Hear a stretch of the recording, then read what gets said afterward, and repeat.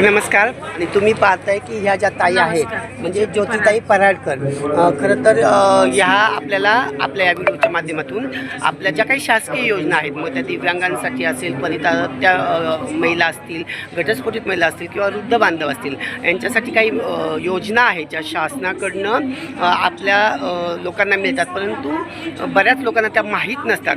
तर थोडक्यात आपण जाणून घेऊया ताईंकडनं की या नक्की योजना काय आहेत. नमस्कार, मी ज्योती राकेश पराड संजय गांधी शाखेमध्ये IT असिस्टंट म्हणून कार्यरत आहे.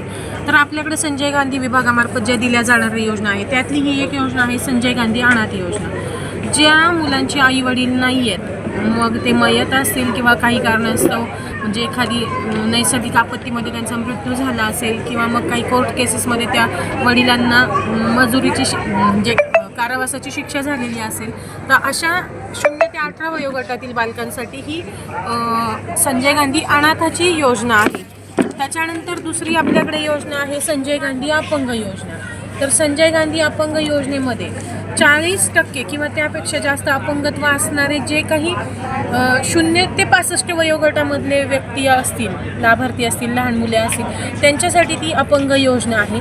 त्याच्यानंतर आहे संजय गांधी परित्यक्ता किंवा घटस्फोटी योजना. मग ज्या महिला आपल्या पतीपासनं एक 5-6 वर्षापेक्षा जास्त कालावधीमध्ये विभक्त राहत आहेत किंवा ज्यांचा कायदेशीररित्या घटस्फोट झालेला आहे, अशा महिलांसाठी ही संजय गांधी परित्यक्ता आणि घटस्फोटित अशी ही योजना आहे. त्याच्यानंतर आहे संजय गांधी विधवा योजना.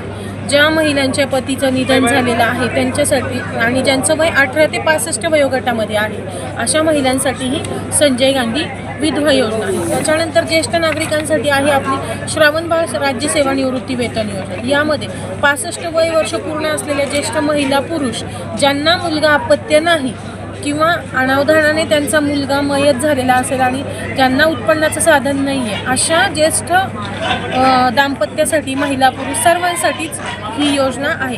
त्याच्यानंतर दुसरी जी योजना आहे, जे लोक आपल्या दारिद्र्यरेषेच्या यादीमध्ये गणले गेलेले आहेत त्यांच्यासाठी इंदिरा गांधी वृद्धापकाळ योजना आहे. ज्यांचं वय 65 पूर्ण आहे, अशा व्यक्ती त्यामध्ये लाभ घेऊ शकतात.